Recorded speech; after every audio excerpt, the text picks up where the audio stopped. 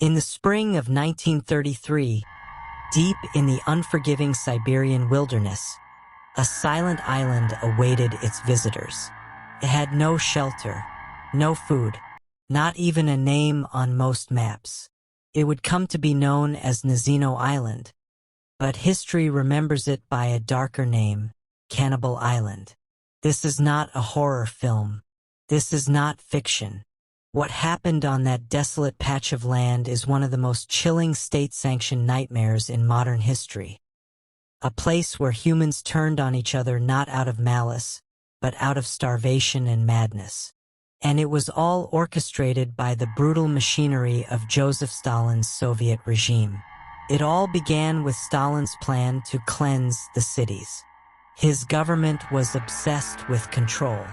People deemed socially harmful, beggars, criminals, prostitutes, even those without proper identification, were rounded up by the thousands. They called them lumpen, the unwanted. These weren't hardened criminals. Many were simply poor, unemployed, or displaced. In 1933, a horrifying scheme was proposed. Deport nearly 2 million of these people to special settlements in remote Siberia. These settlements weren't real. They were theoretical, no infrastructure, no housing, no supplies, just land. And the assumption that the undesirables would figure it out or die trying. That's how 6,200 men, women, and children were crammed onto barges in Tomsk, western Siberia. Many of them hadn't been given food or water for days. Their destination: a tiny, marshy island in the middle of the Ob River, Nazino Island. When the first barge arrived on May 18, 1933, the nightmare began immediately. The prisoners were dumped onto the muddy shores with no tools, no shelter, and only sacks of raw flour as food. No ovens, no fire, just damp flour which many tried to mix with river water and drink, leading to deadly diarrhea and vomiting. Within the first 24 hours, dozens died of exposure. The guards, often just as brutal as the weather, had orders to prevent escape, and they followed them viciously. Prisoners who tried to flee into the river were shot on sight. Some were hunted down like animals. The corpses began piling up fast, and no one came to clean them. Then came the hunger. Within 3 days, cannibalism began. First, it was whispered, a body here, a missing limb there. But soon it became impossible to ignore. Witnesses spoke of prisoners waiting for others to die, only to pounce on the fresh corpse and tear it apart. Others were less patient. They killed the weak to eat their flesh. One survivor recalled a girl being lured by a group of men who cut off her breasts, her thighs, and left her to bleed to death in the mud. It wasn't isolated. It became a system, a horrifying economy of flesh. Some formed gangs.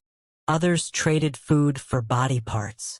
There were even reports of people offering themselves for death in exchange for a quick end. Humanity stripped down to its bones. A 27-year-old man named Vasily Velichko, sent as part of a government inspection team, later wrote detailed, shocking reports of what he witnessed. He described a woman who had just died, and her body had already been torn apart before the warmth had left her. He found mass graves, piles of bodies, many missing faces, thighs, or internal organs. His reports were smuggled back to Moscow. They were buried in archives for decades. By the end of just 13 weeks, over 4,000 people were dead. Some froze, some drowned, many were murdered, and an uncounted number were eaten. Of the original 6,200, only about 2,000 survived, and even they were transferred to other labor camps where death still waited. What's worse, this horror was not a mistake. It was a test.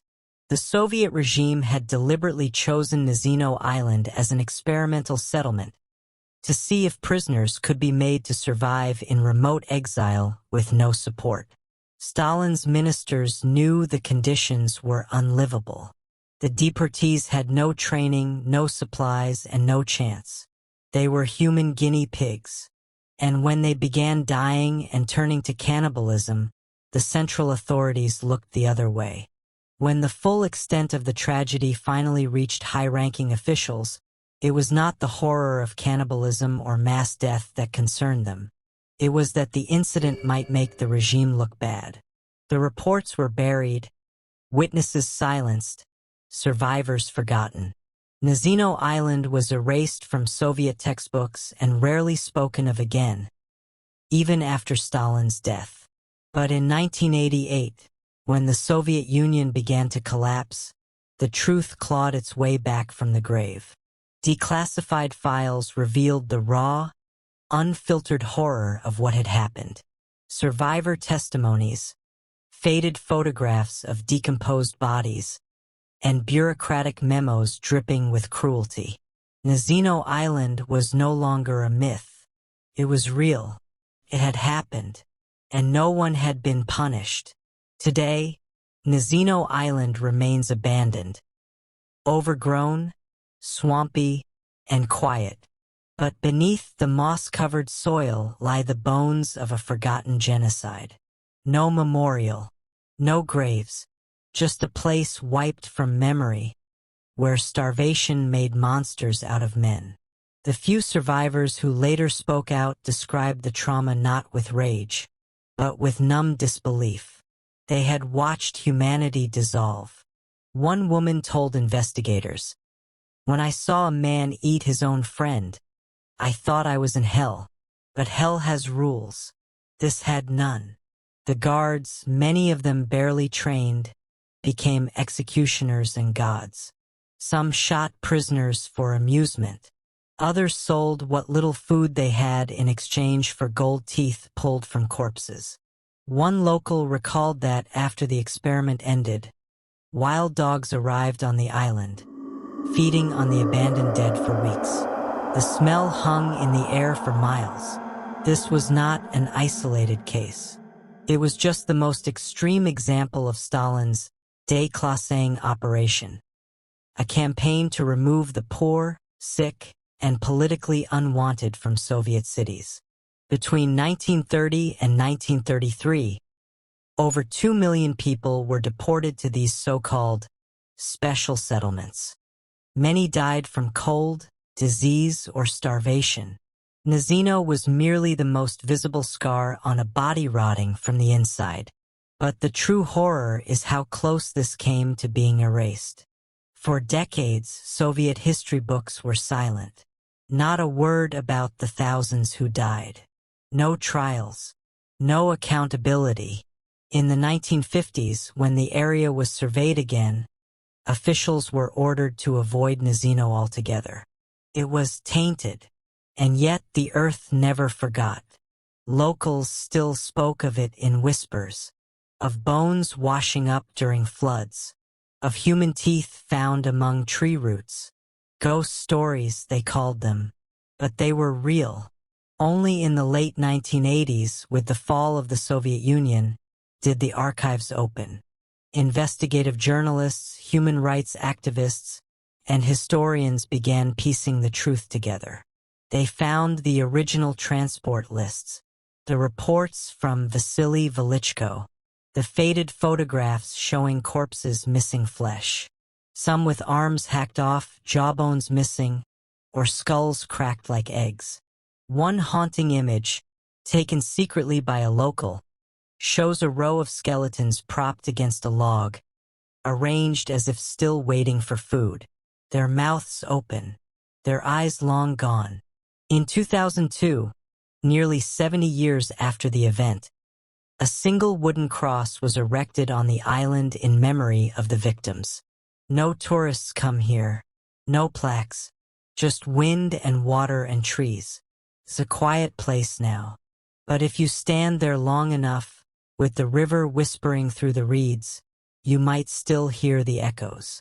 The Soviet Union was not just a machine of war or ideology. It was a machine of erasure. It buried its victims in silence. It replaced screams with statistics, blood with bureaucracy.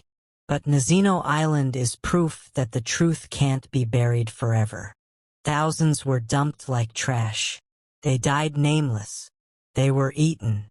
And for decades, the world didn't even know. Now we do.